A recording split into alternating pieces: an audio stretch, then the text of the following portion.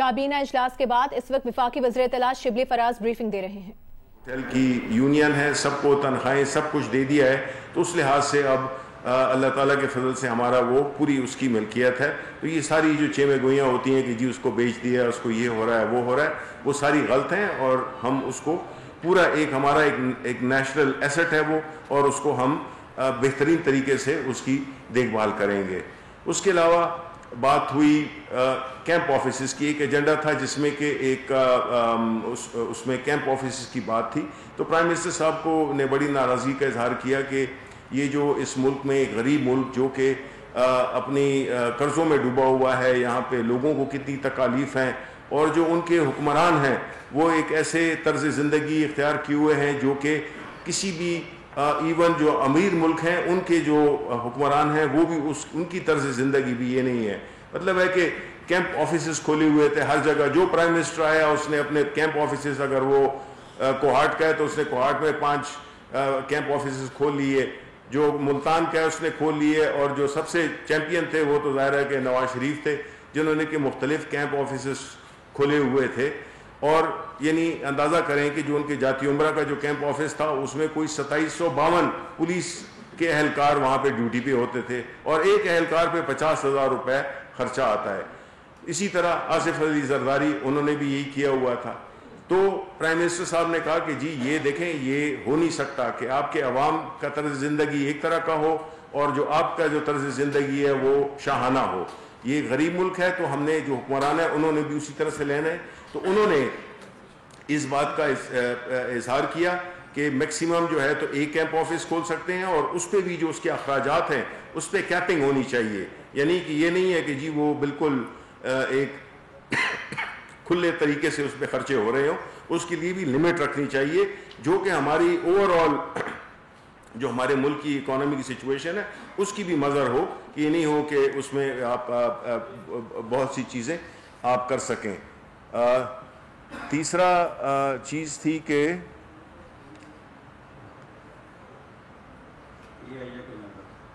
جی پی آئی اے کے ممبر وہ تو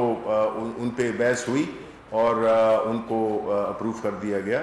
اور اس کے علاوہ جو ہے تو وہ شاید آپ کا سوال بھی کوئی پوچھ رہا تھا کہ جو ایم کیو ایم کے جو ہمارے وہ ہیں ان کے جو مقدمات ہیں ان کے بارے میں ان کے ممبر نے وہ کیا سجیشن پیش کی کہ جو جن کو تالی بجانے پہ جب ان کا وہ الطاف حسین تقریر کر رہا تالی بجانے پہ جو ان کے خلاف مقدمات لیے گئے تھے تو ان کا کچھ حل نکالا جائے، تو پھر پرائم منسٹر نے یہ بھی کہا کہ ان پہ بھی مقدمہ ہے، اور کیبنٹ کے کچھ ایسے منسٹرز ہیں ان پہ بھی مقدمہ ہے، میرے پہ بھی ایک مقدمہ ہے، تو اس کے بارے میں یہ ایک بات ہوئی۔ تو بنیادی طور پہ یہ ایسی چیزیں تھیں جس کے میں سمجھتا ہوں کہ آپ کو اس کی آگہی دے دوں، اور باقی جو ہے تو آپ سوال کرتے رہیں گے اور میں اس کا بتاتا رہوں گا۔ اور ایک آخری چیز یہ تھی کہ پی آئی اے کا بھی جو ڈسپائٹ جتنی بھی انہوں نے کووڈ کی وجہ سے یا اس کی جو بھی تکالیف تھیں، پہلی دفعہ تھی کہ انہوں نے اپنا ریونیو میں میجر انکریز کیا، اور جو آپ کے سوالات ہیں اس کے لیے میں حاضر ہوں۔ شبلی فراز صاحب یہ بتائیے گا کہ آج ظاہر ہے کابینہ کا اجلاس اہم تھا، جو اپوزیشن کی تحریک اور بالخصوص جو جلسہ منعقد کرنے جا رہی ہے سابق حکمران مسلم لیگ نون، اس حوالے سے کیا فیصلہ ہوا؟ کیونکہ یہ خبریں تو آئی ہیں کہ حکومت نے ان کو اجازت دینے کا فیصلہ کیا اور کہا کہ اپوزیشن کھل کر دل سے کرے، تو کیا لاحق ہوگا اپوزیشن کی اس تحریک پر؟ دیکھیں پہلی بات تو یہ ہے کہ جو یہ اپوزیشن جماعتوں کا یہ جو اکٹ ہے، ہم نے تو پہلے بھی کہا تھا ہمیں کوئی فکر نہیں ہے، ہم اپنی نارمل کی کارروائیوں میں مصروف ہیں، اور اگر سچی بات پوچھیں آپ کے ساتھی بھی ہوں گے آپ کو خبر، ہمیں تو اس جلسے پہ کوئی بات ہی نہیں کی ہے، یعنی اس طرح سے اس سے ہمارا تو یہی وہ ہے کہ کریں جلسے وہ جو بھی کر سکتے ہیں، لیکن ہمارا یہ کہنا ضرور بنتا ہے، اور وہ پاکستان کے عوام بھی جانتے ہیں کہ ایک ایسے لوگ جن میں اکثریت پہ کرپشن کے سیریس سنجیدہ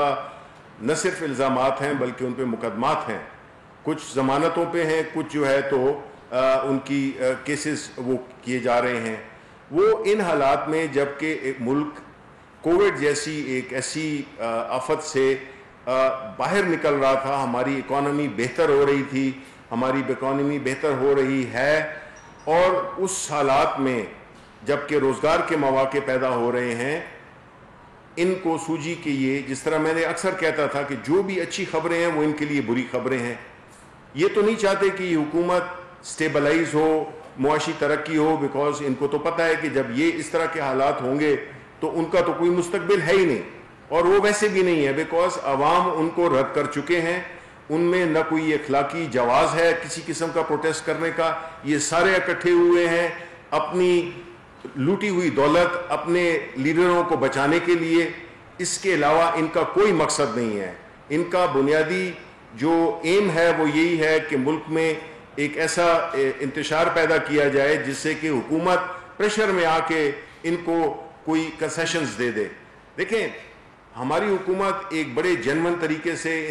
इलेक्ट हुई। इलेक्शन की बात करते हैं, इलेक्शन में सबको पता है कि 2013 के इलेक्शन में क्या पोजीशन थी, उसमें क्या हमारा स्टांस क्या था। हमने ही तो ये शुरू किया था, हमने जो ये प्रोटेस्ट शुरू किए थे, और उस ज़माने में क्या इलेक्शन पिटिशन कितनी हुई थी, 413 के करीब, और इस दफ़ा कितनी हुई, 287 के करीब। उस 287 में भी जो नेशनल असेंबली की थी वो